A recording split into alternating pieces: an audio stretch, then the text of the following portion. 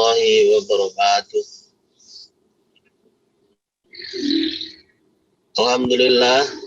Alhamdulillahilladzi hadana li hadza wa ma kunna linahtadiya laula an hadanallah.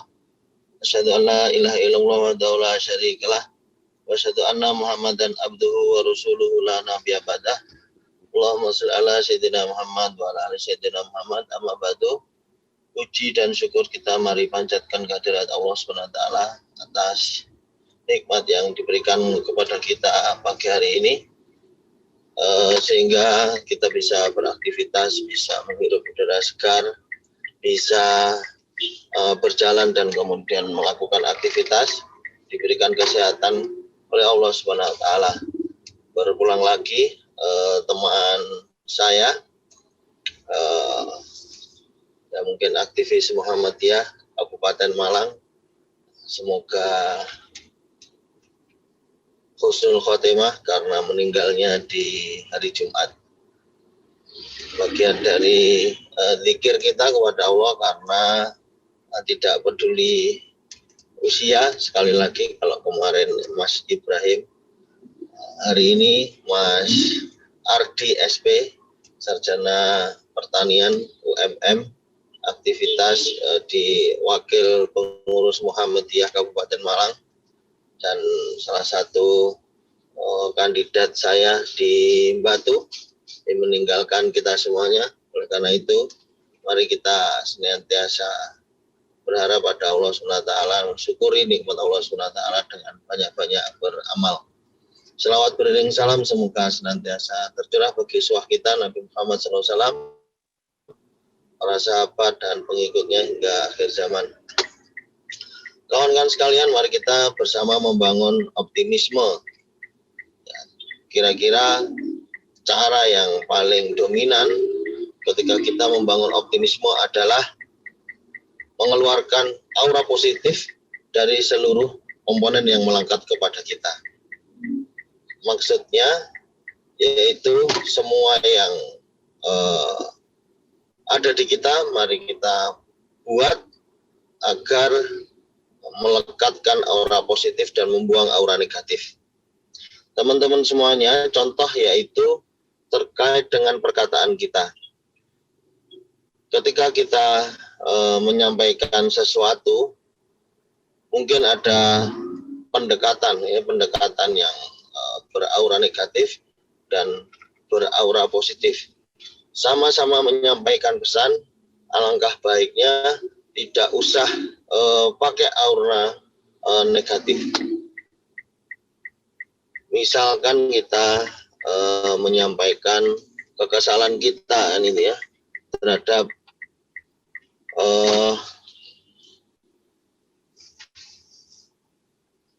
sesuatu hal yang terjadi gitu. Apa itu ya, mungkin banyak hal yang terjadi di lingkungan kita yang harus kita respon. Alangkah baiknya kita respon dengan hal-hal yang atau perkataan yang positif. Teman-teman sekalian, dengan aura positif itu mungkin banyak hal yang akan menimbulkan efek ganda, efek yang berkelanjutan terkait dengan apa yang kita keluarkan. Misalkan tadi yang perkataan positif, sama-sama nyeneni kan gitu kan, kira-kira dengan Mas Afif, karena Mas Afif melakukan kesalahan atau yang lainnya ketimbang kita dengan nada tinggi, mungkin kita dengan nada rendah. Sama-sama mengeluarkan energi, tapi energi itu akan keluar dengan hal yang bagus daripada kita marah-marah dalam tanda kutip, kira-kira begitu. Kemudian teman-teman sekalian, semisal meyakinkan kita untuk optimisme pertumbuhan di Indonesia meskipun hari ini masih minus, tapi ada di Vietnam yang diprediksi pertumbuhannya 1,6, tapi di kuartal ketiga menunjukkan pertumbuhan 2,4%. Ini yang membuktikan bahwasanya kontraksi ekonomi mungkin sudah terjadi.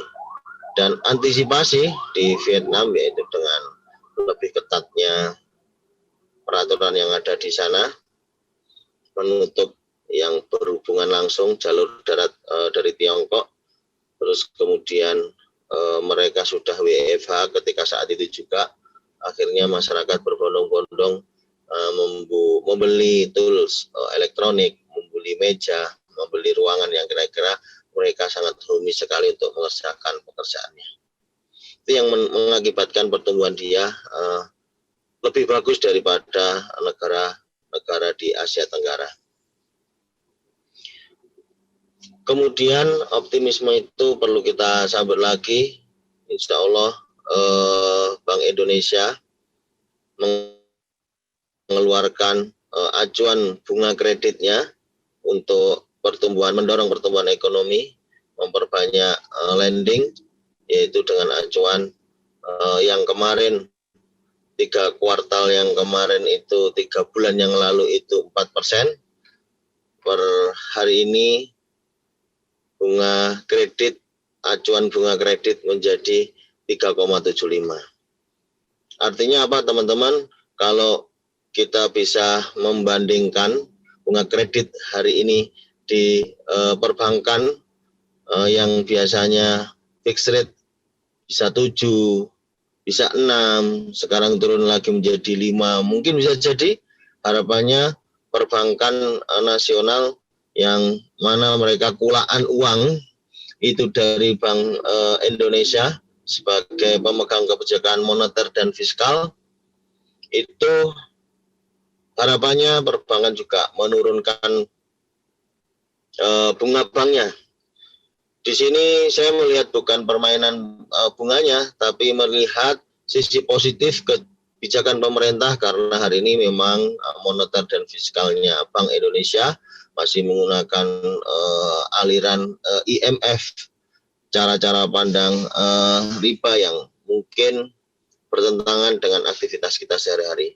Secara makro, ekonomi makro, kita bisa melihat insya Allah akan ada pertumbuhan positif karena bunga bank semakin diturunkan, sehingga daya beli masyarakat yang turun ini bisa tetap membeli dengan harga yang relatif lebih murah, kira-kira seperti itu.